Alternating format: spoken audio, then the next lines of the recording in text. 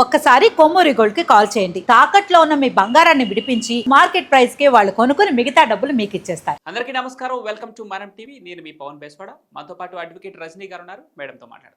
Madam నమస్కారం. నమస్తే అండి. సుబ్బారాయుడు ప్రస్తుతం ఏపీ మద్యం కుంభకోణంలో సిట్లో ఒక ప్రత్యేక అధికారిగా ఉన్నారు. ఈ నేపథ్యంలో గత ముఖ్యమంత్రి ఈ అధికారికి అనేక బెదిరింపులు ఇచ్చారు. తిరుపతిలో ఎస్పీగా ఉన్నప్పుడు వాళ్ళు చేసిన అంటే వైసీపీ చేసిన అరాచకాలను ఎండగట్టే ప్రయత్నం చేశారు ఎస్పీ. ఆ నేపథ్యంలోనే సుబ్బారాయుడికి మీరు ఎక్కడున్నా తెలంగాణ క్యాడర్కి చెందిన అధికారిగా అనుకుంటున్నారేమో, ఏ ప్రపంచంలో ఏ నలుమూలలో ఉన్నా వచ్చే అధికారం మాదే, మీ అంతు చూస్తామంటూ బెదిరింపులకు పాల్పడ్డారు జగన్మోహన్ రెడ్డి. ఈరోజు ఇదే మద్యం కుంభకోణం కేసులో తిరుపతి రాయుడు జగన్మోహన్ రెడ్డిని అరెస్ట్ చేయబోతున్నాడా అంటే ఏం చెప్తారు? ఏం జరగబోతోంది ఫ్యూచర్లో? నమస్తే అండి. ఇంకా చింత చచ్చిన పులుపు చావలేదన్న విషయాన్ని మరొకసారి ధృవీకరించాలి.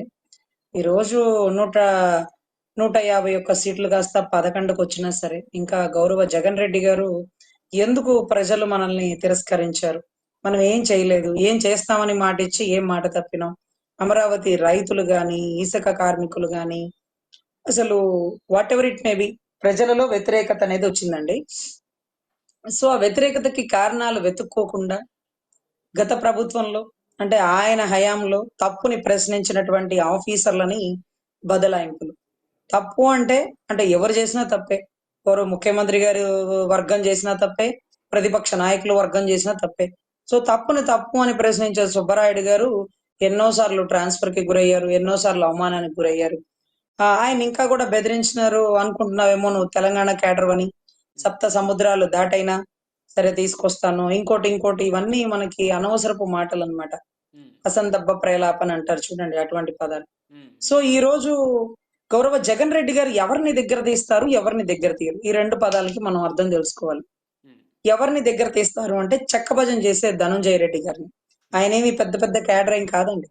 ఒక సర్పంచ్ గా ఉంటూ, ఒక చిన్న స్థాయి గవర్నమెంట్ ఉద్యోగస్తుడిగా ఉంటూ అండమాన్ నికోబార్ లో పనిచేస్తూ అక్కడి నుంచి ఢిల్లీ వచ్చినప్పుడు రాజశేఖర్ రెడ్డి గారి చుట్టూ తిరిగి కాలు పట్టుకొని చేతులు పట్టుకొని ఎట్టగెలకి ఆంధ్ర క్యాడర్కి వచ్చి చిన్న రాజశేఖర్ రెడ్డి గారి దగ్గర నుంచి జగన్ రెడ్డి గారి దగ్గర నుంచి ఈ రోజుకి కూడా ఒక తప్పుడు కార్యక్రమాలలో నిక్షిప్తమై ఉన్నారు. సో ఇకపోతే కృష్ణమోహన్ రెడ్డి గారి గురించి ఈ మధ్య కాలంలో రాష్ట్ర ప్రజలు తెలుసుకున్న విషయాన్ని చూస్తే నివ్వెరపోతున్న నిజాలన్నమాట. మోనికా బేడికి కర్నూలు నుంచి రెసిడెన్స్ సర్టిఫికేట్ ఈయన ఇచ్చారని, అబూ సలేం లాంటి గ్యాంగ్స్టర్ లేకపోతే విదేశాలకి హవాలా లావాదేవీలు చేస్తున్న వ్యక్తికి అప్పట్లోనే ఎంఆర్ఓ క్యాడర్ నుంచే తన క్రిమినల్ బ్యాక్గ్రౌండ్ ని స్టార్ట్ చేసినారు. అంటే ఒక వ్యక్తికి రాజకీయ పదవి ఇవ్వాలంటే అతను ఏం చదువుకున్నారు, అతని క్వాలిఫికేషన్ ఏంటి, అతను ఏమేమి కార్యక్రమాలు చేశారు, ఏమేమి సేవా దృక్పథాల్లో ఉన్నారు, ఏమేమి సాహసాలు చేసినారు, ఇవన్నీ కూడా చూసి ఏమన్నా పదవులు వస్తాయేమో. ఏదన్నా ఒక ఎమ్మెల్యేనో లేక ఎంపీనో అతని దగ్గర ఒక పిఏగా పెట్టుకోవాలంటే అతను నిజాయితీ పరుడైనా, అతని ఘటనలో ఎలా ఉండేవాడు, ఇవన్నీ చెక్ చేసుకొని పెట్టుకుంటారేమో బహుశా, నాకు తెలిసి. కానీ గౌరవ జగన్ రెడ్డి గారు మాత్రం ఎవరెవరు గ్యాంగ్స్టర్స్ తో అటాచ్మెంట్ ఉన్నాయి, ఎవరెవరు హవాలా లావాదేవీలు చేయగలరు, ఎవరెవరు చేతికి మట్టంటకుండా పని చేసుకొని వాళ్ళ హుండీలో డబ్బులు వేయగలరు, ఇవన్నీ కూడా సమాచారాన్ని సేకరించి ఒకళ్ళు రైట్ హ్యాండ్ ఒకళ్ళు లెఫ్ట్ హ్యాండ్. ధనంజయ రెడ్డి గారు ఎటకేలకి ఎట్లాంటి అధికారినైనా బుట్టలో వేసి వారి పని చేసుకోగల సమర్థులు. విదేశాలకి డబ్బులు పంపించడంలో పక్క రాష్ట్రంలో ఉండే క్యాడర్లతో కూడా వాడి వాళ్ళ ద్వారా కూడా బినామీలుగా పెడతారు. ఎందుకంటే ఆయన అండమాన్ నికోబార్ నుంచి వచ్చినారు. తర్వాత ఇంకా చాలా రాష్ట్రాలకు ఆయనకి అటాచ్మెంట్స్ ఉన్నాయి.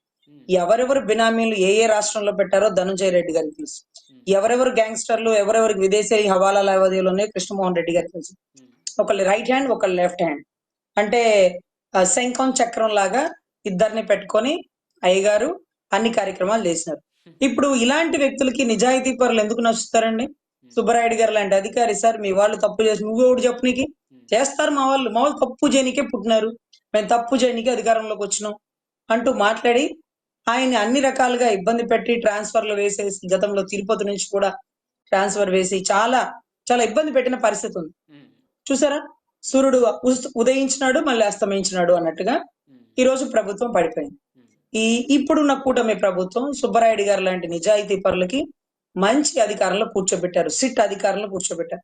ఈ సిట్ అధికారంలో ఉన్నటువంటి నెంబర్ 1 రూలింగ్ ఆఫీసర్ లాంటి వ్యక్తి ఈ రోజు నన్ను ఆ రోజు నువ్వు ప్రశ్నిస్తావా? నా నిజాయితీని నువ్వు శంకిస్తావా? తప్పు చేసిన వారికి ఇక్కడ ఎటువంటి శిక్షలు పడవు, వారు మావారే, వారిని వదిలేయమంటావా? చట్టం, ధర్మం, న్యాయం, అదేదో సాయి కుమార్ సినిమాల్లో కనపడని మూడో సింహం, నాలుగో సింహం అంటారు చూడండి. ఆ మాదిరిగా అన్ని షేడ్లు ఒకేసారి కనపడుతున్నాయండి జగన్ గారికి. సుబ్బరాయుడు గారిలో, అంకుశంలో రాజశేఖర్ లాగా అనిపించారు ఆయనకి. ఇప్పుడు ఏ రోడ్ల మీద ఎవరు నేర్చుకుపోతారో కూడా అర్థం కాని పరిస్థితి.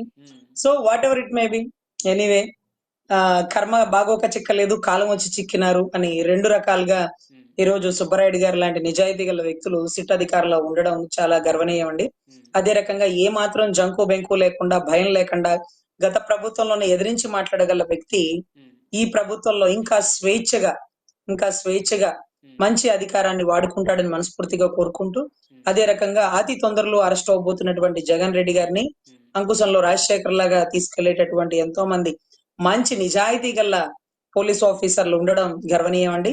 అదే రకంగా ఇకపోతే ధనంజయ రెడ్డి గారు, కృష్ణమోహన్ రెడ్డి గారు ఇచ్చే స్టేట్మెంట్లు, జగన్ రెడ్డి గారు ఎన్ని నెలల లోపల ఉండబోతున్నారు అనేది ఇంపార్టెంట్. ఇంత పెద్ద అధికారులని అరెస్ట్ చేసినారు అంటే ఏదో కూలంకష సమాచారం దొరికింది. నాకు డౌట్ వస్తుంది, ఓబులాపురం మైన్స్ లో ఏం చెప్పినా, ఏం చేసినా, ఎన్ని నెలలు జైల్లో ఉన్నా నోరు విప్పనటువంటి శ్రీలక్ష్మి గుర్తొస్తుంది. ఒక ఆడబిడ్డే నోరు విప్పకన్నా అంత ధైర్యంగా ఉంది, ఈ మగవాళ్ళు నోరు విప్పి జగన్ రెడ్డి గారి పేరు చెప్తారా?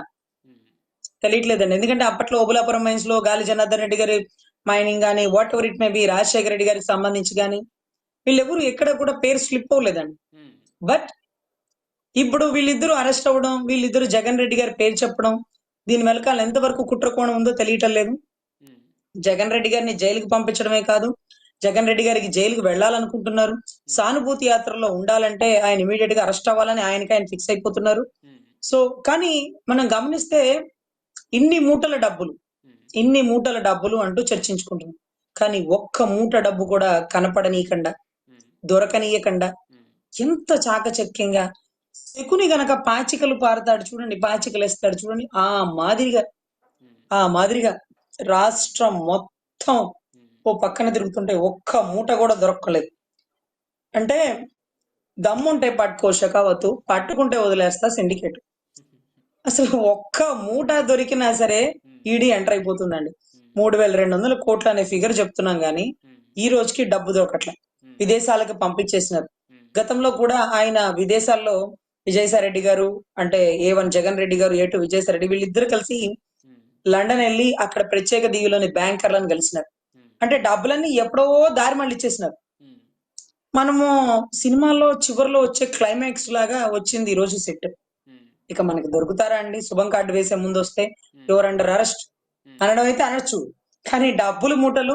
నిన్న మొన్న స్టేట్మెంట్ ఇచ్చినటువంటి ఎవరు, గోవిందప్ప బాలాజీ గారు, A33గా ఉన్న వ్యక్తి, నేను పలానా పార్క్ హయత్ హోటల్లో మీటింగ్స్ చేసుకున్నాం లిక్కర్ పాలసీ గురించి. లిక్కర్ పాలసీ అంటే స్టేట్ బడ్జెట్ పాలసీ, అటువంటిది మినిస్ట్రీలో, క్యాబినెట్ మీటింగ్ లోనో, సెక్రటేరియట్ లోనో ఎక్కడో జరగాల్సింది ఏదైతే సజ్జల శ్రీకాంత్ రెడ్డి అంటే SPY డిస్టిలరీస్ ఓనరు, లేకపోతే అధాన్ డిస్టిలరీస్ ఓనర్లతో వీళ్ళందరినీ కూర్చోబెట్టి ఈ రోజు లిక్కర్ పాలసీ చేసినారంటే, అంటే ఎవరికి లాభం వచ్చేలాగా ముడుపులు అందాలి, పాలసీ డిక్లేర్ చేయాలి అనే రకంగా ఈ పాలసీని డిక్లేర్ చేయడం అయింది. సో ఇవన్నీ సస్పీషియస్ అయితే ఇప్పుడు భారతీయ సిమెంట్ లో డైరెక్టర్ అయినటువంటి గోవిందప్ప బాలాజీ ఇచ్చిన స్టేట్మెంట్ ప్రకారం అక్కడ లాభాలన్నీ ఇక్కడ పెట్టినారు. అంటే భారతీయ సిమెంట్ లో లాభాలు వస్తే షేర్లు కొంటారు, లేకపోతే ఇంకొక కంపెనీ ఎస్టాబ్లిష్ చేస్తారు, దాని పేరుతో సైట్లు, భూములని, ప్రాపర్టీస్ ని కొంటారు, what ever it may B. కానీ లిక్కర్ లో వచ్చిన డబ్బు భారతీయ సిమెంట్ దాంట్లో పెట్టడం ఏంటి? లేకపోతే భారతీయ సిమెంట్ లో పనిచేస్తున్న డైరెక్టర్ పర్సనల్ దాగా ఉండడం ఏంటి? ఈ మూటలు ఏంటి సార్? నాకు ఒక్కటే తెలుసు సార్, డబ్బులు కూడా కనపడవు. ఎప్పుడు బయట కనపడతాయి అంటే కేవలం ఎలక్షన్ ముందు పంచే దగ్గరే డబ్బులు దొరుకుతాయి. ఇక మిగతా ఎప్పుడు కూడా మేము డబ్బులు చూడలేదు సార్. కానీ మందు షాపుల్లో లేదా లిక్కర్ షాపుల్లో 1000 రూపాయలకి కొంటే 10 రూపాయలకి బిల్లు ఇస్తున్నారు అంటూ గతంలో పురంధేశ్వరి గారు మాట్లాడారు. అదే రకంగా 10 రూపాయలు కూడా బిల్లు ఇవ్వలేక క్వాలిటీ లేని మందు సప్లై చేస్తున్నారు అన్న. అప్పుడు A2 విజయసాయి రెడ్డి గారు, అంటే ఇప్పుడు మీ లిక్కర్ దాంట్లో A5 అనుకుంటా అండి, అప్పట్లో మాకు సిబిఐకి సంబంధించినటువంటి ఈడీ కేసుల్లో ఆయన A2, ఆయన చెప్తారు, నాకైతే మందు తాగి అలవాట్లేదు, మరి ఆవిడకి ఏమైనా ఉందేమో, తాగి టేస్ట్ చేసినారేమో అంటూ ఒక అసభ్యకరమైన పదజాలమైనటువంటి స్టేట్మెంట్లు ఇచ్చారు. వీరు రాజ్యసభ సభ్యులా అనిపించింది. కనీసం వారి నైతికతకే వదిలేయాలి. రైట్. ఒక మహిళ, ఒక రాజకీయంగా ఉన్న మహిళ తన తన పని తను చేస్తే తనకి మందు తాగే అలవాటు ఉందా? అంటే ఎలా చెప్పారు అంటే టేస్ట్ చేయనక్కర్లేదు విజయసాయి రెడ్డి గారు. టెస్ట్ చేస్తే చాలు. పురుగుల మందులో క్వాలిటీ తక్కువ ఉందని టేస్ట్ చేసి చెప్పరు. టెస్ట్ చేసి చెప్తారు. సో టేస్ట్ కి టెస్ట్ కి తెలియని మీరు చార్టెడ్ అకౌంట్ ఎలా అయ్యారు? అన్ని వదిలేసి ఈ రోజు మీరు అస్త్ర సన్యాసం లాగా మీరు వ్యవసాయం చేసుకుంటాం అంటున్నారు రాజకీయ సన్యాసం చేసి. మరేమో మరి మాకైతే తెలియట్లా. సో ఇటువంటి విషయాల్లో అంత గొప్ప లిక్కర్ స్కామ్ 100 కోట్ల విషయంలోనే అంత పెద్ద పైల్వాన్ లోపలికి వెళ్ళారు. కానీ ఇక్కడ డబ్బు దొరకకుండా అదేదో ఆయన మీద మనం నింద వేసినట్టుగా ఆయన ప్రోపకాండ చేసుకోవడానికి ప్రయత్నిస్తున్నాడు. పోనీలే సిట్టు దర్యాప్తుదారులు అందరూ కలిసి డబ్బులు మూటలు పట్టుకుందామా అంటే ఎప్పుడెప్పుడో దేశాలు దాటిచ్చేశారు. విదేశాల హవాలా బ్యాంకుల్లో ఉండే డబ్బులను తీసుకురాగల పరిస్థితి నెలకొనిందా? అసలు మనం ఏం చేయగలం?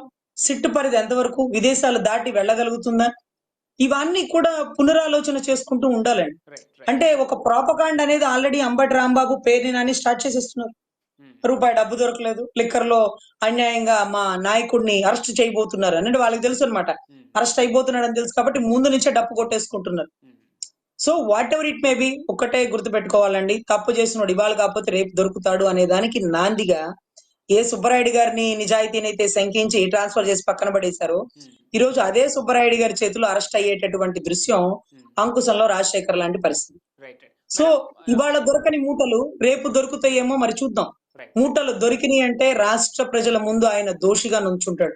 క్వాలిటీ లేని మందు అమ్మి ప్రజల ప్రాణాన్ని పణంగా పట్టి అవయవాలు పోయిన పరిస్థితుల్లో, ఆరోగ్యశ్రీ పనిచేయని పరిస్థితుల్లో మధ్యరికం పేదరికం అంతా అసలు దిగజారుడు పరిస్థితికి వెళ్ళిపోయిందండి.